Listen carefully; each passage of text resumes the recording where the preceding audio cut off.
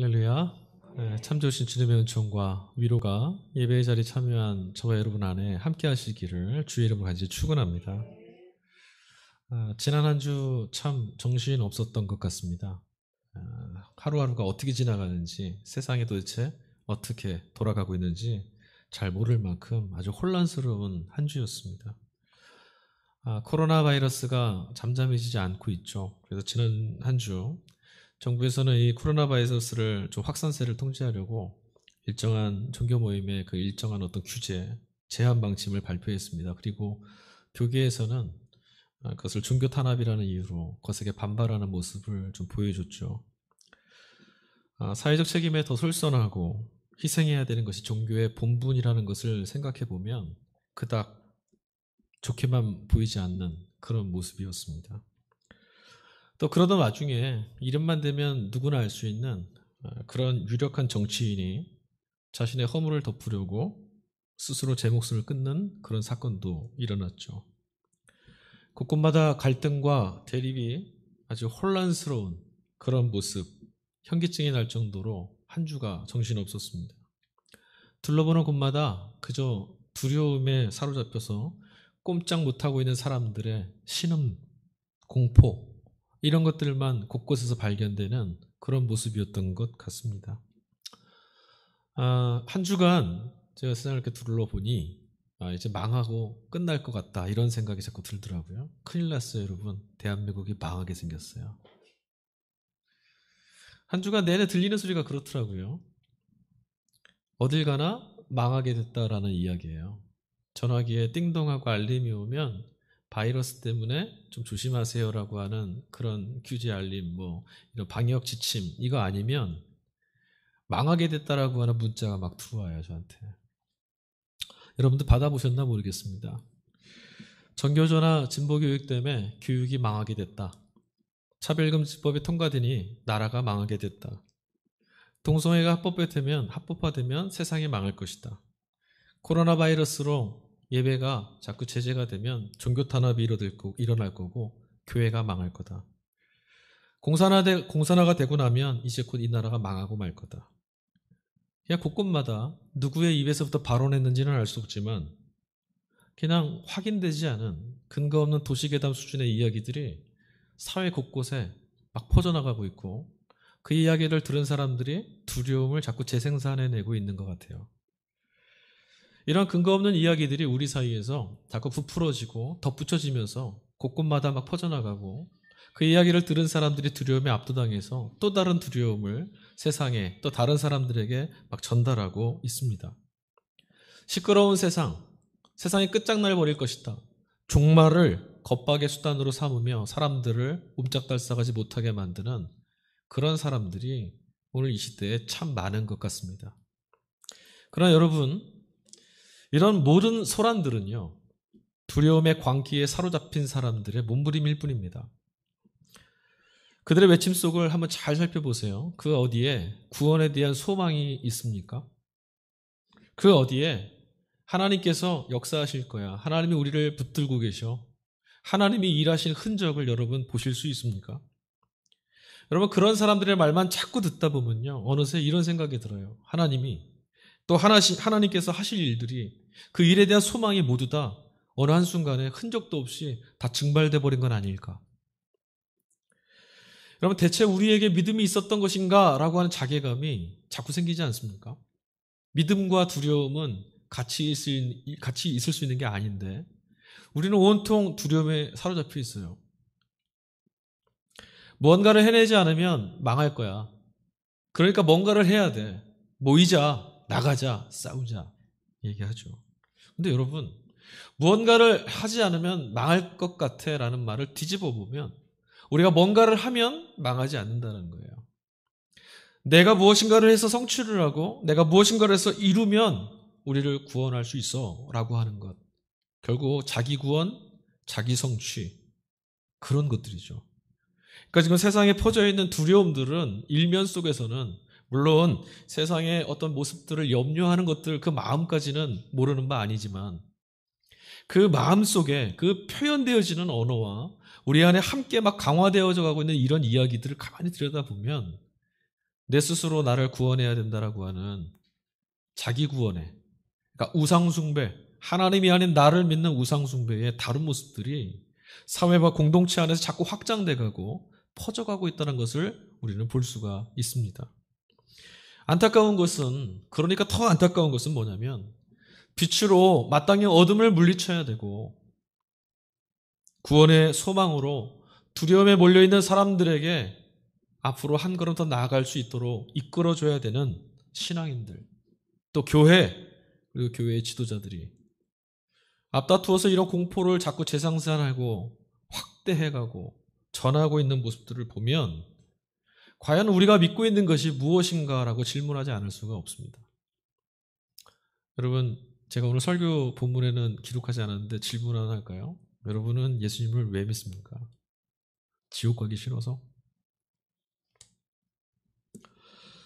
하나님의 행하시는 소망만 붙들 수 있다면 죽음이 내 앞을 가로막고 있어도 그 죽음을 회피하지 않고 관통해 가는 사람들이 바로 십자가의 사람들 아닙니까? 예수 부활의 복음을 들고만 있으면 어떤 어둠이 내 앞을 가로막고 있어도 주눅들지 않고 항거하며 늠름하게 앞장서서 나가는 사람들이 그리스도인들이 아니었습니까? 근데 이런 이름들이 이제는 다 빛바랜 이름으로만 남아있다라는 겁니다. 세상이 무섭다, 망하게 됐다, 끝장나게 됐다라는 말들을 그리스도인들이 서슴없이 막 뱉고 있어요. 신약성경을 읽어보니까 바울도 그렇게 말합니다. 피조물이 다 이제까지 함께 탄식하며 함께 고통을 겪고 있는 것을 우리가 아느니라. 맞아요. 바울이 살던 그 시대나 우리가 살고 있는 지금 이 시대나 세상은 소망이 없습니다. 세상에 깨어져 있는 것 같은 그런 모습은 여전한 거예요. 그때나 지금이나 똑같습니다. 근데 여러분, 바울은요, 세상에 만물이 다 신음하고 탄식하는 것만 같습니다. 울부짖는 것들만 보입니다라고 그렇게 말하고 성경을 덮지 않았어요. 바울은 거기에다 한 말을 더 붙이죠. 바울은 거기서 멈추지 않았습니다. 멈출 수가 없었죠. 신앙을 갖는다는 게 그런 거거든요. 절망이 짓누르고 어둠이 온통 덮고 있어도 여기서 멈출 수 없다는 것. 현실의 벽이 두텁게 우리 삶을 덮쳐와도, 그리고 막아서고 있어도 낙심해서 멈추고 돌아서지 않는 것, 이게 신앙의 힘이에요. 바울은 거기서 멈추지 않았어요. 온 세상 어디를 둘러봐도 눈물밖에 없고 탄식밖에 없다. 그러나 라고 이야기를 하죠. 그래서 바울은 로마에 써보냈던 로마서 1장 17절에 이렇게 말합니다. 복음에는 하나님의 의가 나타나서 믿음으로 믿음에 이르게 하나니 기록된 바 의인은 믿음으로 말미암아 살리람과 같으니라. 바울이 지금 뭘 믿는 거예요? 바울은 그리스도의 복음에 사로잡혔습니다. 그래서 죄와 죽음의 권세에 짓눌려 있는 세상을 향해서 외쳤던 거죠. 뭘 믿은 거예요? 말뿐인 게 아니었어요. 바울은 하나님의 의가 나타나면, 하나님의 손길이 내 삶에 드리워지면 우리로 하여금 깨지고 상하고 찢겨 있는 자리라 할지라도 살아내게 하실 거다. 그게 바울이 믿었던 거거든요. 그래서 그는 외쳤던 거예요. 설교를 준비하면서 그런 생각이 들더라고요. 만약 바울이 다시 살아 돌아오면, 만약 이곳에 찾아오면, 그래서 그가 우리에게 복음이라는 것이 좋은 소식, 복음이라는 것이 기쁜 소식이라고 하는데 조금만 두려움이 다가오면 짓눌려버리는 너희들이 믿고 있는 복음은 도대체 뭐냐? 이렇게 물으면 뭐라고 답할 수 있을까? 자신이 없습니다. 오늘 우리가 2독서 로마서 말씀 읽었죠? 3독서로 주어진 복음서가 마태복음입니다. 13장이에요. 우리 지난주에 설교 기억하세요? 밭에 관한 말씀이죠. 4가지 밭. 기억하십니까? 길갓밭, 돌짝밭, 가시떨기, 좋은 땅. 그 밭에 관한 이야기 말씀에 뒤에 이어지는 말씀입니다. 예수님께서 그 밭에 관해서 덧붙이신 말씀인 거예요. 주인이요, 애써서 좋은 씨를 땅에다가 이제 뿌렸습니다. 그럼 이제 뭐 하면 돼요? 잘 자라는 것만 기대하면 되는데 원수가 찾아왔어요. 원수가. 어느 날 원수가 주인이 자리를 비운 틈에 슬며시 찾아와서 밭에다 뭐를 했냐면 가라지를 잔뜩 뿌리고 갔어요. 잡초 같은 거죠. 벼이사과가 아주 비슷하게 생겼지만 곡식이 아닌 거예요. 쓸모없는 거죠. 그걸 밭에다가 막 뿌리고 갔습니다. 결실할 때가 다가왔습니다. 그때까지는 아무도 모르거든요. 자랄 때는 잘 몰라요. 구별이 안 돼서. 근데 결실할 때가 되고 보니까 종들이 가서 밭에 가서 보니까요, 곡식들 틈바구니에 가라지가 쑥쑥 자라 있는 거예요. 더 튼실하고 보란듯이 더 크게 자라 있었어요. 그래서 그것을 발견한 종들이 주인에게 뛰어갔습니다. 가서 이제 물었습니다. 주인님, 밭에 가봤더니 몰랐는데 가라지가 잔뜩 있습니다. 원수가 와서 이 밭에다 잔뜩 심어놓은 것 같아요. 이거 어떻게 하면 좋죠? 물었어요. 주인이 뭐라 그랬죠? 주인 아주 덤덤했습니다. 그냥 내비둬라. 그냥 내비둬라. 거기다 하나를 더 붙여요. 뭐라고 말했습니까? 내비둬라. 그러나 추수할 때가 되면 그러니까 지금 내비로 둬라, 그냥 내비로 둬라 해서 이 밭이 다 엉망이 되든지 난 몰라 이런 말이 아니라 분명한 조건을 하나 달았거든요. 주인이 분명한 기한이 달린 거예요. 추수할 때까지라는. 괜시리 가라지 뽑으려고 하다가 곡식까지 상할 수 있으니까 그때까지 내비둬라.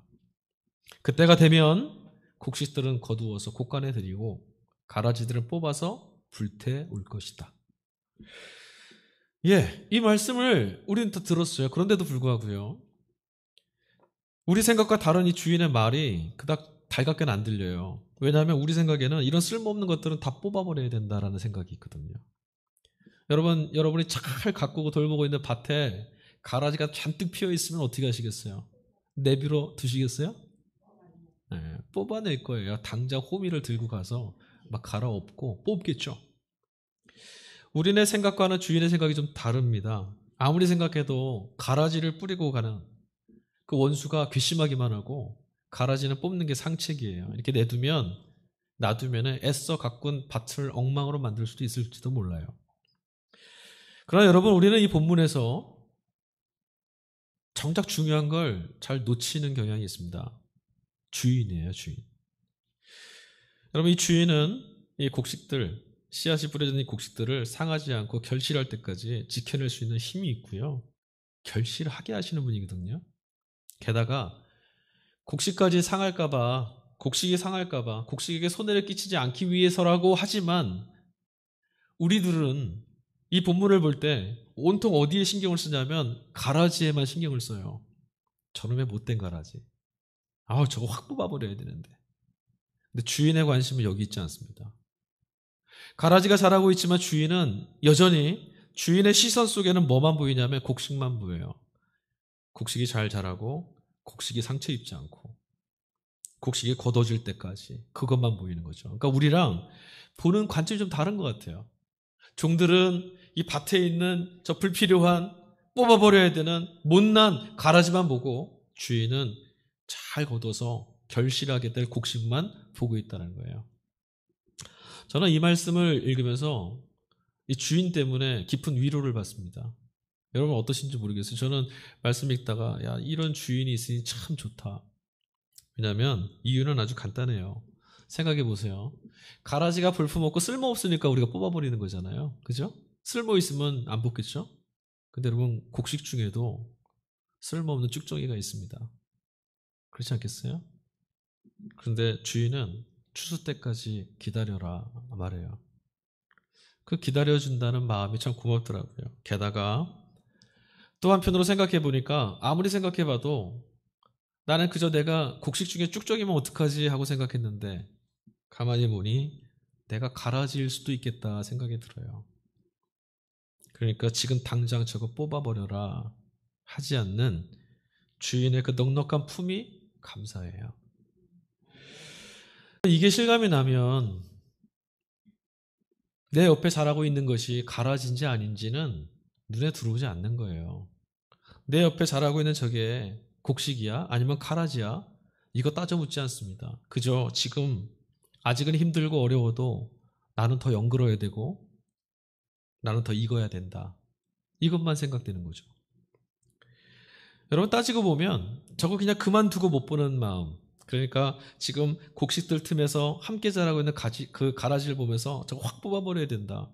이런 마음에 내돌리는 우리, 사실 그런 마음들은요, 그것만 하면 살 것 같다라고 하는 생각과 그것을 못하면 망하게 될 것 같다라고 하는 두려움, 여기서 비롯하는 거예요. 가만두고 못 보는 거는.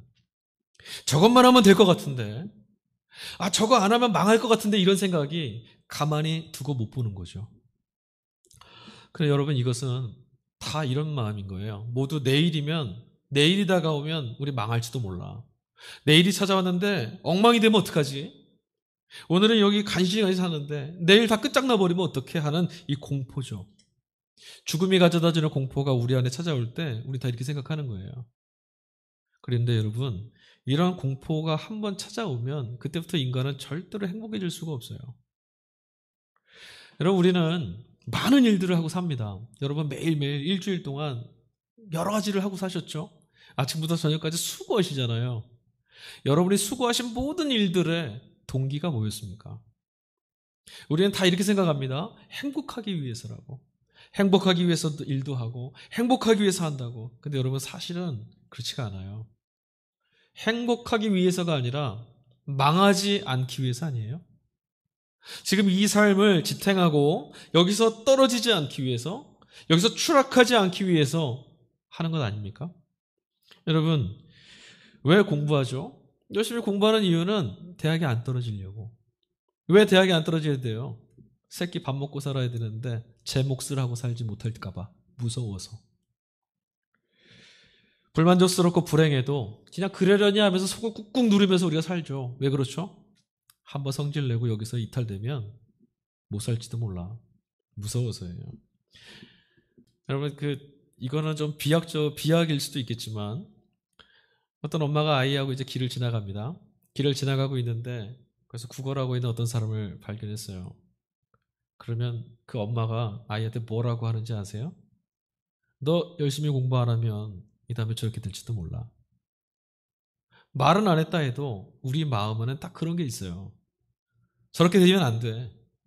저렇게 될까 봐 무서워. 그러니까 우리 이렇게 해야 돼. 넌 지금 그럴 시간이 어딨어. 그게 여유 부릴 때가 어딨냐. 다 뭐죠? 망하지 않으려고. 무서워서. 그러니까 우리가 하는 모든 일들을 가만히 들여다보면 동기와 이유가 기쁨과 행복에 있지 않고 두려움에 있어요. 무섭고 두려워서. 걱정이 돼서 내몰려서 하는 일. 그러나 여러분, 두려움이 잔뜩 채워져 있는데 어떻게 그 삶을 행복할 수가 있겠습니까? 여러분, 스스로를 구원해내라고 하는 시대 정신, 이것이 바로 두려움의 영이라고 바울은 말합니다. 그리고 이 두려움의 영이 우리를 덮쳐오면 돌봄과 평안으로 인도하시는 하나님을 우리 안에서 뺏어간다라고 바울은 얘기해요. 정말 그래요. 두려움이 찾아온 순간, 두려움에 내 마음과 삶을 내어준 순간 나를 넉넉히 먹이고 입히시는 선한 목자 되신 주님이 보이질 않아요. 온통 거기 사로잡히는 거죠. 어떻게 하면 좋아? 어떻게 하면 좋아? 그런데 여러분, 이런 현실의 자리에서 배에 힘을 잔뜩 주고 발을 딛고 있는 땅에 힘을 주고 버티고 서서 외치고 있는 바울의 이야기가 오늘 들립니다. 14절, 15절을 다시 한번 읽어볼 텐데 15절을 읽고 14절을 반대로 한번 읽어볼게요. 15절, 14절. 15절부터 제가 읽겠습니다. 제가 15절을 읽으면 여러분이 14절을 읽으시는 거예요. 15절입니다. 너희는 다시 무서워하는 종의 영을 받지 아니하고 양자의 영을 받았으므로 우리가 아빠, 아버지라고 부르짖느니라.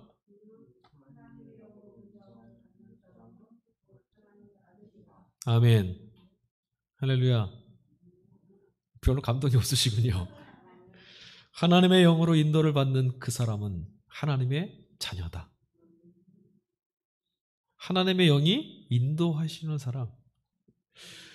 하나님은요, 우리와 늘 함께 계시는데 하나님으로 인해서 이제 자신은 더 이상 두려워하지 않아도 되는 사람이라는 것을 바울이 깨달았다는 거예요. 그래서 바울이 지금 막 외치는 거예요.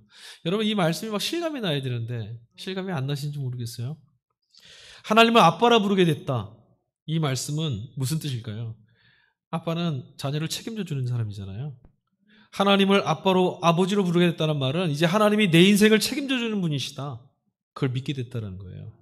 그래서 바울이 오늘 15절에 아빠, 아버지라 부르짖느니라 라고 했을 때 부르짖다라는 말을 헬라어 크라제인이라는 말을 썼어요. 그 말은 어떤 뜻이냐면 큰 소리로 환호하다, 함성을 지른다, 이런 뜻이에요. 아빠 하고 큰 소리를 부른다는 거죠. 기쁨에 차서. 생각해 보십시오. 종은 절대로 이룰 수가 없습니다. 종은 주인을 이렇게 부를 수 없어요. 종은 환호하면서 기쁨에 차서 함성을 지르면서 주인을 부를 수 없어요. 왜죠? 종에게 있어 주인은 자신의 책임을 추궁하는 자거든요. 아무리 주인이 친절하고 아무리 주인이 멋스럽고 괜찮아도요, 언젠가 주인은 자신의 자리에 와서 샘물할 자예요.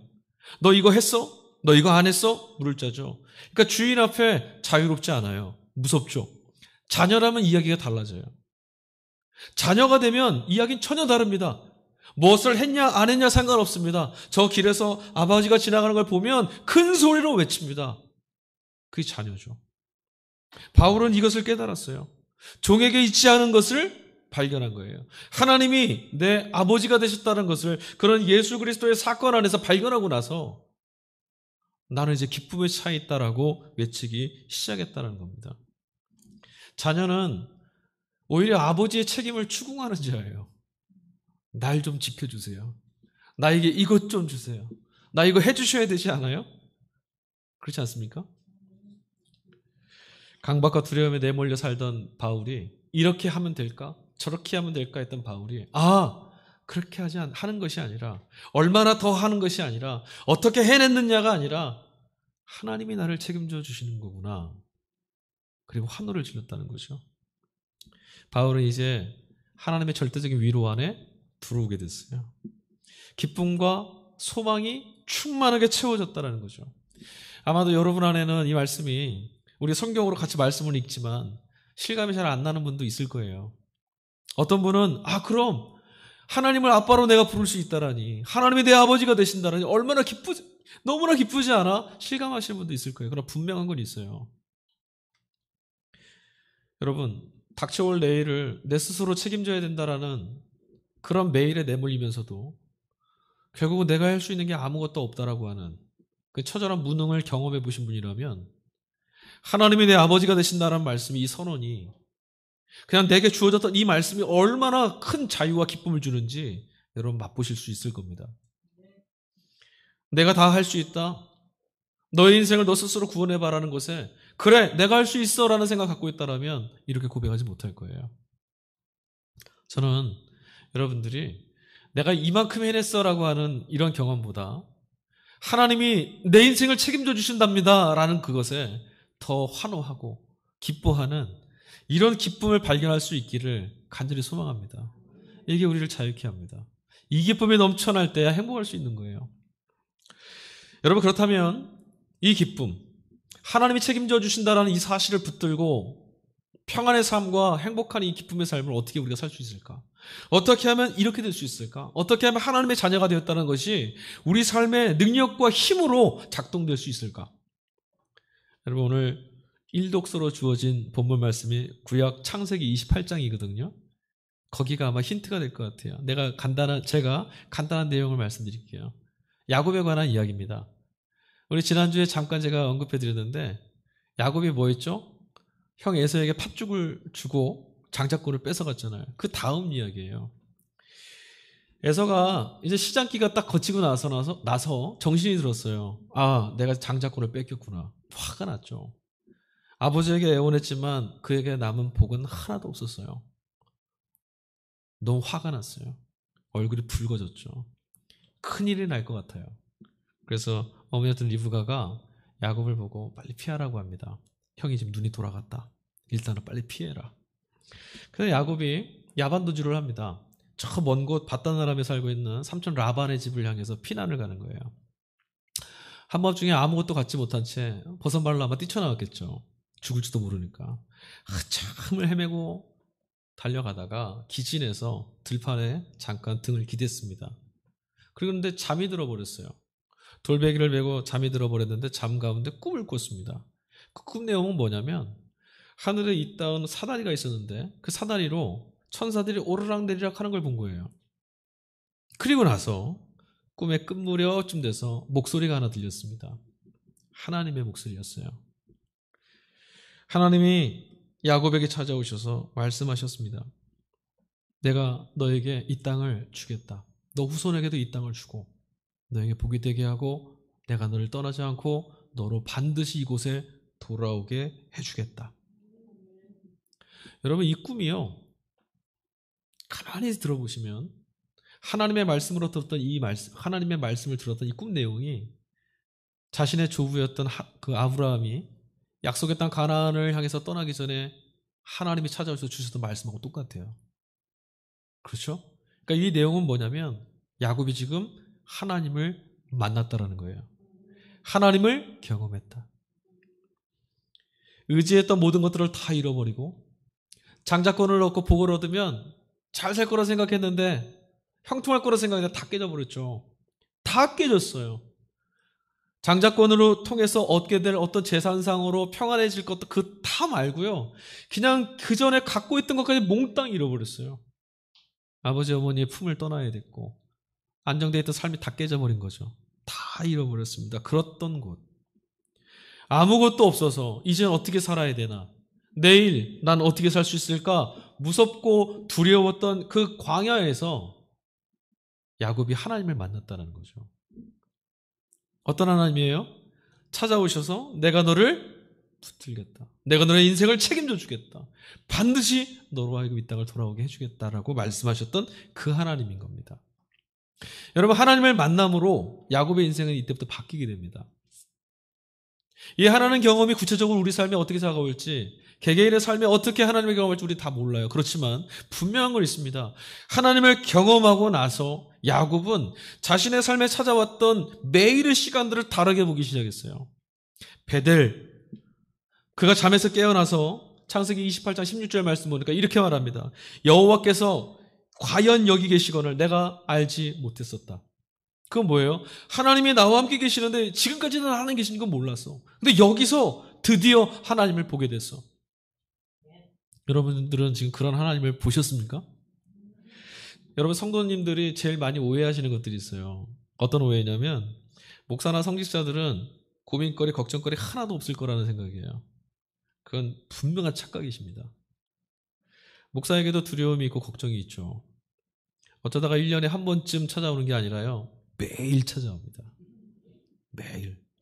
1년 365일이 허락되어 있는 시간만큼은 매일매일 찾아오는 것처럼 고난, 두려움, 염려, 걱정 쉴 새 없이 찾아옵니다.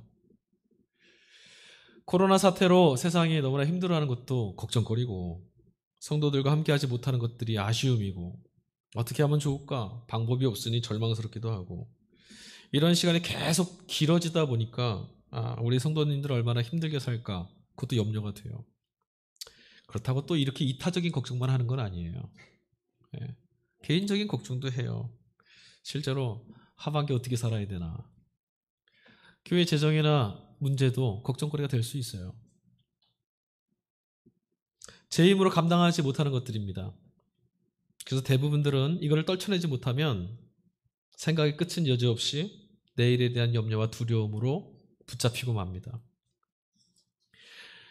목사에게 있어서 다른 것이 하나 있다면 매일 찾아오는 이런 염려와 두려움 속에서 성도님들과 조금 다른 게 있다면 그런 일에 사로잡혀 있는 시간이 비교적 짧다는 거예요. 저는 목사로서요. 비교적 단순한 일상을 살고 있고요. 또 가급적이면 단순하게 살려고 애를 쓰는 편입니다. 할 수 있는 것과 할 수 없는 것들을 구분을 해요. 그래서 할 수 있는 것은 감사하면 됩니다. 그리고 할 수 없는 것은 할 수 없는 대로 주님의 편에 맡겨서 믿음으로 반응하려고 합니다. 그것 아니면 안 된다. 저것만 하면 될 텐데 하지 않습니다. 의지하지 않으니까 사로잡히지 않아요. 사로잡히지 않으니까 자유해지고 자유하게 하시는 하나님의 모습을 발견하니 기쁨이 생깁니다. 주님이 내 인생을 책임져 주는 분이시다라는 것을 믿게 될 때 그런 하나님을 발견했을 때만 찾아오는 기쁨인 거예요. 삶 가운데 불쑥불쑥 가라지가 도드라져 보일 때 그냥 예쁘게 생긴 곡식만 잔뜩 있는 예쁜 밭이 아니라 삐쭉삐쭉 돼 있고 저 부분은 농사 1년 망할 수도 있겠다 싶은 그런 일들이 삶에 막 보일 때라도 추수할 때까지 내 영혼을 붙들고 계시는 주님을 믿으면 괜찮습니다. 단순하고 비교적 단순하고 또 단순한 고독한 시간. 여러분 이게 고독이거든요. 주님만 남아있으니 세상에서 볼 땐 참 고독한 거예요. 근데 여러분, 이 시간에 우리는 진짜 위로를 발견할 수 있어요. 베델에서 하나님을 만났다고는 하지만 여러분 한번 잘 생각해 보십시오. 정말 하나님이 이때 비로소 야곱을 찾아왔겠어요? 아니요. 사실은 하나님은 언제나 야곱과 함께 계셨습니다. 야곱이 이제서야 하나님을 발견한 거죠. 그 이제서가 언제입니까? 손에 들고 있던 모든 것들을 다 잃어버렸을 때, 이것만 있으면 된다고 했던 것들을 다 빼앗겼을 때, 이것 안 하면 망할 거라고, 이젠 끝장나 버릴 거라고, 내 인생 어떻게 하면 좋냐고 말했던 바로 그때 그곳에서 야곱은 드디어 하나님을 발견했다는 거죠. 여러분, 저는 이것이야말로 고독이라고 말씀드리고 싶어요. 기독교 신앙은 고독한 자리에서만 구원을 경험할 수 있습니다. 고독. 여러분, 외로움하고 고독은 완전 다른 겁니다. 외로움은 내몰려 있는 거고요. 고독은 내가 선택해 있는 홀로 있는 시간이에요. 홀로 있는 고독의 시간, 즉 하나님과 나만 있는 시간, 내가 평상시에 꼭 붙들어야만 했던, 나를 두렵게 했던 것들, 가져야 했던, 아니면 떨쳐내야 했던 그 문제들로부터 뚝 떨어져 있는 시간, 그때 하나님의 손길이 더 크게 보인다는 거예요. 여러분, 우리는 고독한 시간을 많이 잃어버렸어요. 현대는 굉장히 시끌시끌합니다. 눈이 너무 화려해요. 그래서 우리 잃어버린 게 얼마나 많은 줄 아세요? 예전에도 한번 설교 때 말씀드렸는데, 도시의 야경이 얼마나 아름답습니까? 근데 여러분, 그 화려한 불빛들 때문에 우리가 잃어버린 게 있습니다. 밤하늘의 별빛을 잃어버렸고, 별똥별이 어떻게 날아가는지 우린 다 잃어버렸어요. 그뿐인 줄 아십니까? 밤에 고요한 정막을 뚫고 꽃이 봉우리를 툭 터뜨리는 그런 소리를 우린 못 들어요, 이제. 하나님을 경험하는 순간 없으면 죽을 것만 같은 모든 것들은 다 상대화됩니다. 죽지 않는다라는 자신감이 생깁니다. 그것 없어도 됩니다. 내 마음을 사로잡던 모든 것들의 영향력으로부터 벗어날 수 있는 자유가 그때 생기는 겁니다. 이것이 영적인 고독을 통과한 사람들에게만 허락되는 겁니다. 많은 것들을 붙들고 있는 사람은 절대로 하나님을 볼 수 없습니다. 이것 없으면 안 된다는 것들을 놓지 않는 이상에는 그런 절대적 고립 가운데, 절대적 고독 가운데로 내몰리지 않고는 그곳에서 내가 너를 구원해내겠다고 하시는 하나님의 음성을 들을 수가 없다는 거예요. 여러분, 하나님이 부어주시는 강력한 은혜를 향한 갈망만 남아있을 때, 우리 인생과 삶에 그것만이 남아있을 때, 하나님만이 나의 구원이십니다라는 고백이 우리 안에 남아있을 때, 그 고독감 가운데 우리가 있을 때, 그때 우리는 우리를 도우시는, 우리를 능히 구원하시는 하나님의 손을 붙들 수가 있습니다. 갈라디아서 6장 14절입니다. 그러나 내게는 우리 주 예수 그리스도의 십자가 외에 결코 자랑할 것이 없으니 그리스도로 말미암아 세상의 나를 대하여 십자가에 못 박히고 내가 또한 세상에 대하여 그러하니라. 바울이 한 말이 바로 그거예요.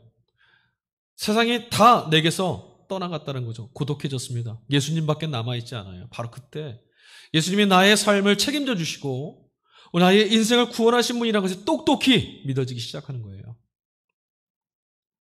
무서워하는 종의 영의 그림자가 여러분 우리 삶에 엄습해 올 때, 여러분 혹시 하루하루 사시다가 두려움이 내 삶에 막 몰려 들어올 때, 이것 때문에, 이것 없으면, 이것만 아니면 하고 하는 그런 두려움들이 몰려올 때, 여러분 그것들을 의지하던 삶의 현실에서 벗어날 수 있는 자유의 시간이 이제 왔구나 생각하셔도 돼요. 그거 없어도 된다는 걸 고독 가운데로 뛰쳐가시면 됩니다. 거기에 매달려 계시지 말고 거기서 떨어져 나가는 거죠. 두려움과 염려, 걱정과 같은 소란함이 마음을 어지럽힐 때, 여러분 우리가 가야 할 것은 아버지가 있고 어머니가 있고 형이 기다리고 있는 안락했던 집이 아니라 아무것도 없는 것 같은 베델입니다. 하나님만 붙들 수 있는 자리로 뛰쳐가는 거죠.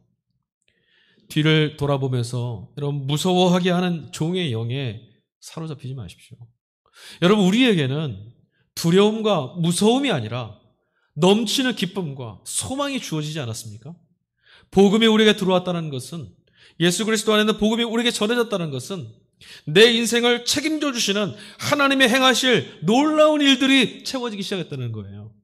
여러분 그것이 기대가 되지 않으세요?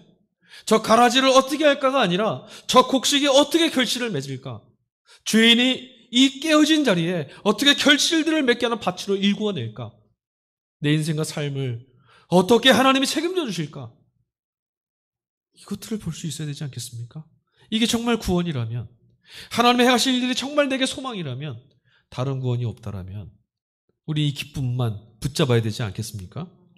하나님이 구원하신다는 걸 경험한다는 건 바로 이겁니다. 매일매일 두려움에 사로잡히지 않고 하나님의 행하실 일들에 내 걸음을 옮겨놓는 거죠. 내 인생을 책임져 주겠노라. 이 하나님의 약속에, 이 신실한 약속에 내 발을 거기다 올리고 그 약속이 있으니 기뻐하고 이 약속을 이루실 하나님이 얼마나 능하신지를 삶에서 발견해가는 것, 이게 성도의 삶입니다. 세상에 여러분, 두려움으로 가득 차 있을 때, 무서워하는 종의 영이 세상을 짓누르고 있을 때, 여러분 그곳에서 배에 힘 꽉 주시고 큰 소리로 외치세요. 여기에 복음이 있다고. 나는 이 기쁨의 소식을 들었노라고. 하나님이 내 인생을 책임져 주시는 하나님의 십자가가, 하나님의 그 영광에 내 인생을 붙들고 있으니 나는 아무것도 두려워하지 않노라고 말씀하시는 성도님들이 되시기를 주의 이름으로 간절히 축원합니다. 세상을 덮고도 다함이 없는 기쁨이 바로 그리스도 예수, 우리 주님 안에 담겨 있습니다. 그 기쁨 주목하시고 그 기쁨을 캐내시는 하나님의 백성들 되시기를 주님의 이름으로 간절히 축원합니다. 기도하겠습니다.